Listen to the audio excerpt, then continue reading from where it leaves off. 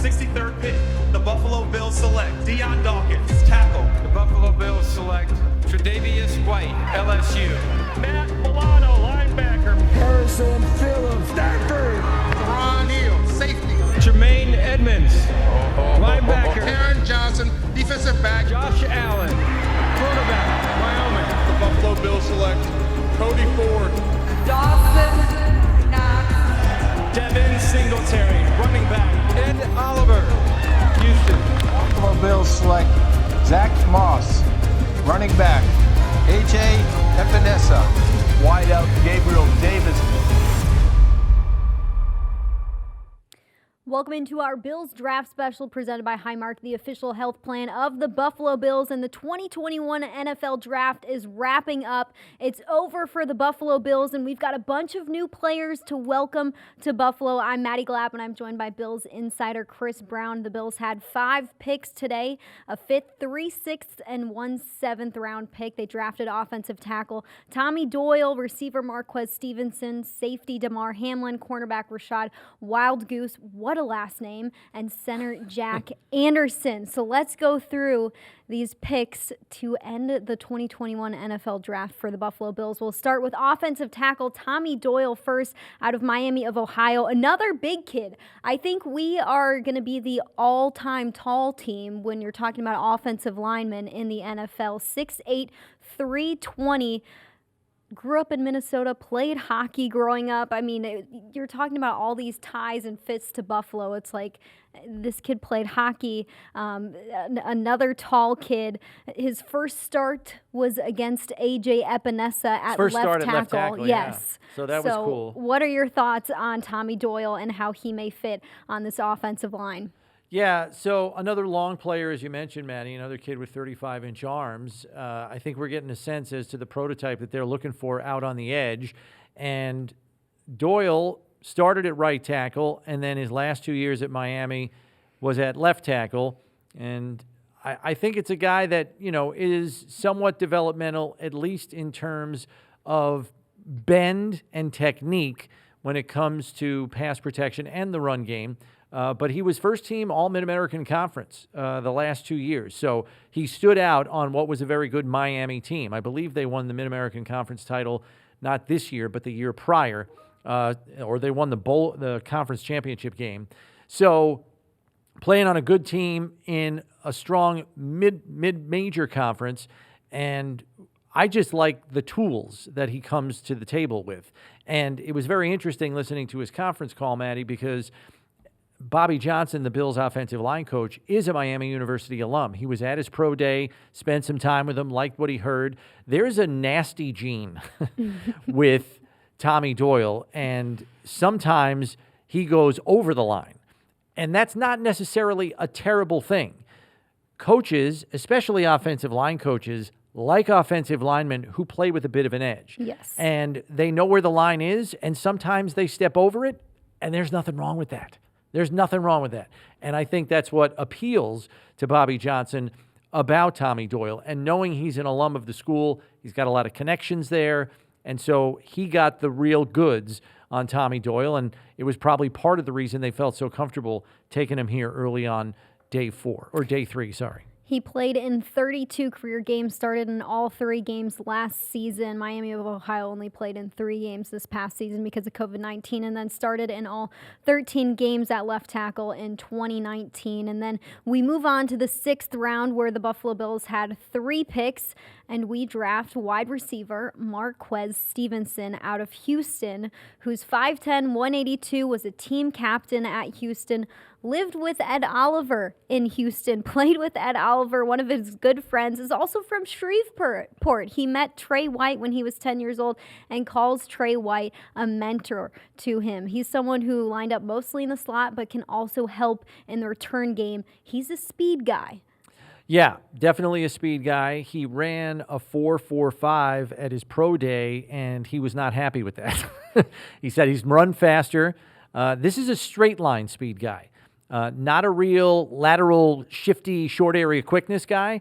You give him an alley, and he will take it, and nobody's catching him from behind. He had 3 kick returns for touchdowns over the last 2 seasons. So this is a player that I was talking about yesterday, Maddy. I said maybe late in the draft, they look for a wide receiver who also has return ability, because we can't forget the fact that Andre Roberts is no longer on this roster. He signed with Houston in free agency, so that receiver return dual threat guy wasn't on the roster anymore. Yes, you have Isaiah McKenzie. He could probably help you in punt returns. This is your kick return candidate. So can certainly do that. This is a guy that gets behind defenses, but I wonder if he is like one of those candidates to be the slot receiver of the future after Cole Beasley's playing days are done. And we should also mention to those of our viewers that are wondering, hey, wait a second, I thought they had 2 fifth-round picks. They traded down. They traded down from their pick at 174. So they picked at 161 Tommy Doyle, but then they took their second fifth-round pick, traded out in a deal with Houston, and got 2 sixth-round picks instead, and then picked 203, 212, 213. And we'll get to the next couple of guys in a second here. But I like Stevenson a lot. Long arms for a player who only goes 5'10" and change. So I just like that about him. And he plucks the football and good run after catch. He offers some physicality and toughness at that position too, which is something that you like to see. In 2019, he ranked second nationally with 3 catches of at least 70 yards. He returned 34 kickoffs for 889 yards and scored 3 touchdowns off of those kickoffs. So someone like who we've already talked about can add in more than one phase of the game, which is what these coaches love. You earn a spot on this roster by being able to add on the special teams. That is very important to Sean McDermott.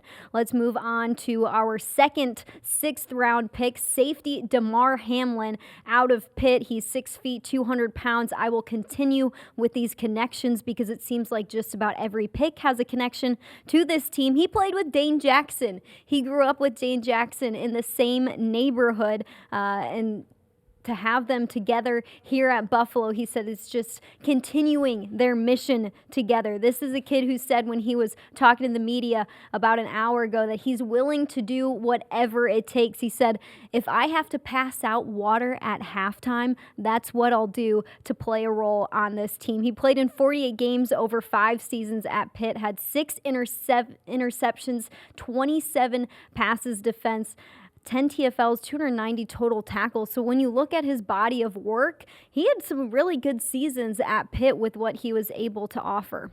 The thing that I like about Pitt players is they all play hard, tough football. Pat Narduzzi, the head coach down there, does a great job of finding players that are just hard-nosed, gritty-type players. And we know that head coach Sean McDermott, those are the kinds of players that appeals to him. What has he said in the past about what he wants his defense to be? He wants it to be consistent. He wants it to be tough, but he also wants it to be a little bit nasty. And I think Hamlin checks that box. I like the fact that he was a team captain also, another leadership guy.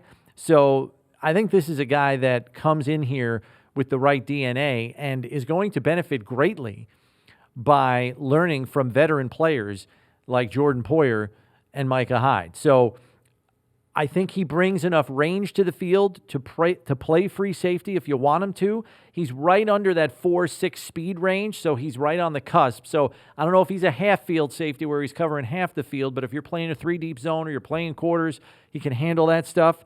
3-year starter. Once again, another experienced player with a large body of work, much like Stevenson, much like the tackle Doyle. So another guy who's long on experience and can probably hit the ground running when he gets here. And you spoke about his DNA being a team captain. Another thing that stood out to me about him is he created the Chasing M's Foundation last year.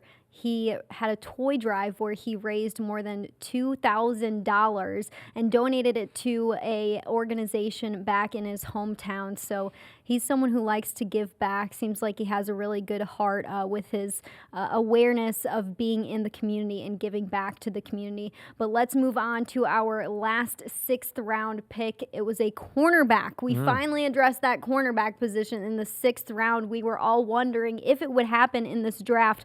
Brandon Beane spoke to the media last night, and he said, you know what, if we don't get a corner in this draft, there's a couple months before the season. It's not over for us in the corner department if we don't draft one in the 5th, 6th, or 7th round today. They go out and they get Rashad Wild Goose out of Wisconsin. What a last name. We've got Boogie Basham and we've got Rashad Wild Goose.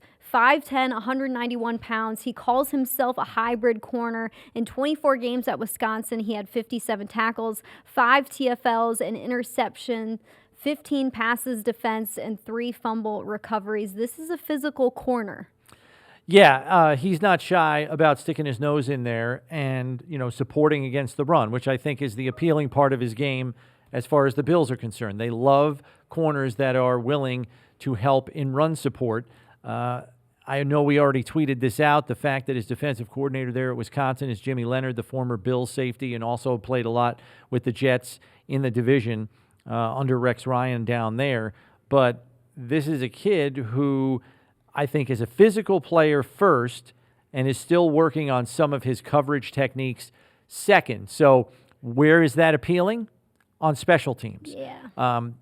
He was listed as a 4.5 240, but on the conference call, he told us he got down to 4.41.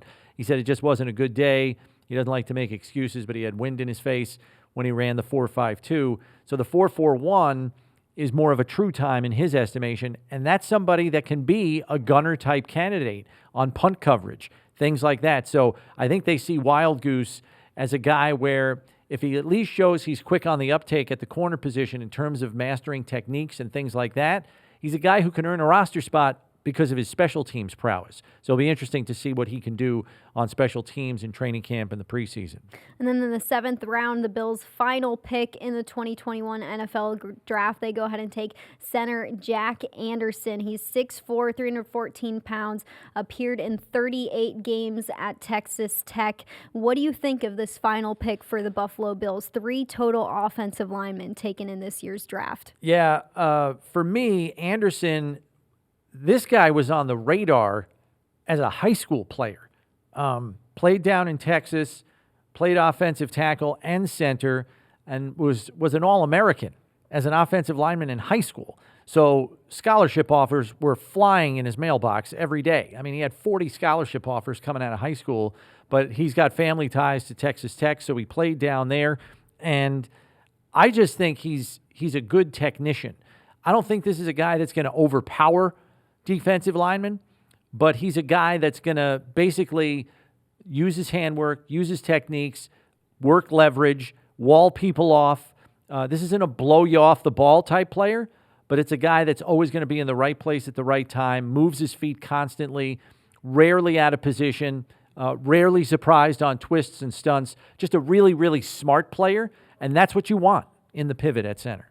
Yeah, and to be able to find somebody at that like that in the 7th round, value for that pick, somebody who can provide depth to the offensive line. You can never have too much depth in the trenches. And of course, if we go back to day 1 and day 2, the 30th overall pick for the Buffalo Bills was Greg Rousseau. Then they go edge rusher with the 61st, again, Boogie Basham. And then the 93rd pick was Spencer Brown out of Northern Iowa. So when we look at this class as a whole, Chris, you spend 5 picks out of the 8 on the offensive or the defensive line, building the depth in the trenches there. So looking at this class overall, what are some of your first thoughts on what the Bills did to address some needs? Yeah, I mean, as you said, the trenches were the priority. I mean, it's clear to me that that was a major area. Now, the board fell a certain way that allowed them to go back to that again. We had Brandon Bean explain the other night about how Boogie Basham was a pick right after you went edge rusher with Greg Rousseau because he was sticking out on the board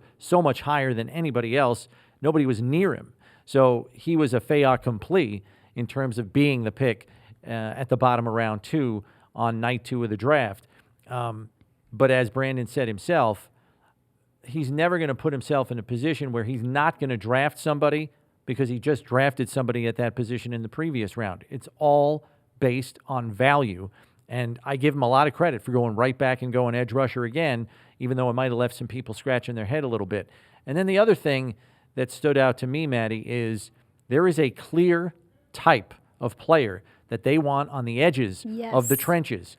Giant, tall, long players. They need defensive ends that can extend and set the edge and force, ball carriers back inside where you have your help. And from an offensive line standpoint, they want long tackles who can steer pass rushers around the pocket to give Josh time to throw. I mean, we already talked about Spencer Brown yesterday, 6'8", 311. Tommy Doyle, 6'8", 320. So you've got trees on this team now. Giant tackles now in the pipeline behind the two veteran starters, Darrell Williams and Deion Dawkins. So it's very encouraging. And then they went skill players, late on day 3. So, you look at we talked about it, Maddy. They needed a safety. They were a little short on numbers there. They only had, I think, 4 on the roster, counting Thomas, the undrafted rookie they signed out of App State late last year, Josh Thomas. So this is the 5th safety on the roster now, depending on what you think Saran Neal is. But Saran Neal's in the last year of his contract. You don't know what Josh Thomas can give you yet. Spent the year on the practice squad, so bring another guy in. So that'll be Damar Hamlin. And then Wild Goose, you finally get the other corner to add some numbers there. We'll see if he'll be able to compete. He was a late 6th rounder. Yeah, He's going to compete with a 7th rounder from last year in Dane Jackson and with Levi Wallace, who was an undrafted player. So we'll see how those 3 guys factor into the competition to be the second cornerback lining up opposite Tre'Davious White. And when we look at this draft class and where Brandon Beane went on night 1 and night 2, I think us and our fan base didn't necessarily need those splashy players right away. Not saying that Greg Rousseau is not a splashy player, but more looking at, okay, we're going to fill out in the trenches. We're going to get better on our defensive line and our offensive line. We're not going to draft a wide receiver. You're talking about the in sexy first picks, round Maddy. or That's a what you're corner. Yeah, the sexy picks. We didn't have those on night 1 or on night 2. But I am completely okay with that because we knew going into this draft, this team is not that far away from making it to the Super Bowl. They made it to the AFC Championship game. This team comes back with a lot of players. I think they're going to get better in a lot of areas.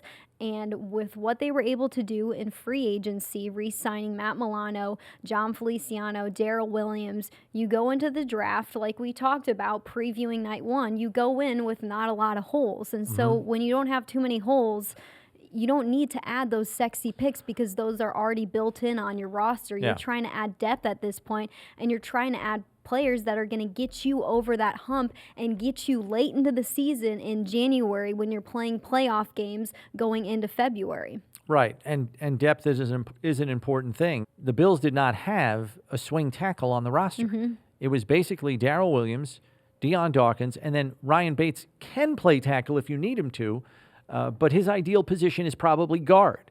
And so Ty and Secchi's in Dallas. They needed a swing tackle. They landed one in Spencer Brown. They got another one in Tommy Doyle, who's probably a little bit more of a developmental type, but nonetheless, you've got another long player in the pipeline. And Steve and I have been sitting on this desk for over a month saying the best way to improve your run game is to improve the quality of your offensive line. Now, that's not to say that these guys that they drafted are going to step in and start right away, but in 2022, they could be pushing for starting jobs on a line that could see some changes. So get them in the pipeline now, get them up to speed on the kinds of techniques that offensive line coach Bobby Johnson expects out of his players. So if they are needed for larger roles in 2022, they step right in and the offense doesn't miss a beat. Were there any surprises for you out of this year's draft? I don't know that there were necessarily any surprises, and the reason why, Maddy, is something that you alluded to. Like, they didn't make sexy picks because they're picking at the bottom of the round. It's hard to make big splashes when you're picking 30th, 61st, 93rd. You know, the Jets were picking much higher in their rounds, respectively, and they were getting all these splashy picks. You know, oh, we got the running back or Michael Carter here on the start of day 3. We got Elijah Moore, the speedy, quick as a hiccup slot receiver. So when you're picking up higher in the round, you can get the picks that people go, oh, look at that. Whoa, we got that guy. You know what I mean? So these guys are only going to impress people when they stand next to them because they're going to be looking up and craning their neck at how tall and gigantic they are. And then some of these guys they got on day 3, I was pretty happy with. Tough, hard-nosed players or players with a large body of work that produced. Those are the kinds of guys you take on day 3 because there is greater risk with the players that are lower on your board. You reduce that risk by getting guys that have proven on tape that they can deliver, they can produce. And those are the kinds of players they got here in rounds 5, 6, and 7. You've been covering this team for many years, and this team is in a different place right now than they were 5 years ago, than they were 7 years ago. And you talk about waiting till the end of the rounds, basically for every pick that we had in this year's draft, end of the first round, end of the second round, end of the third round. Then you get into day 3, and we have a couple picks. I mean, this is a different type of team with Brandon Beane and Sean McDermott going into year 5 together. They are in a different place than they were in year 1, and this is what you want. You want a team to be picking late in every round because that means that you've done something the year before to where you're not in the top 10, you're not in the top 15. It's a good spot to be in. And as Brandon Beane said, we're thinking more long-term than just short-term now. Guys we can get in the pipeline, maybe they have some kind of role as a rookie, but a larger role in year 2, year 3, year 4 of their careers.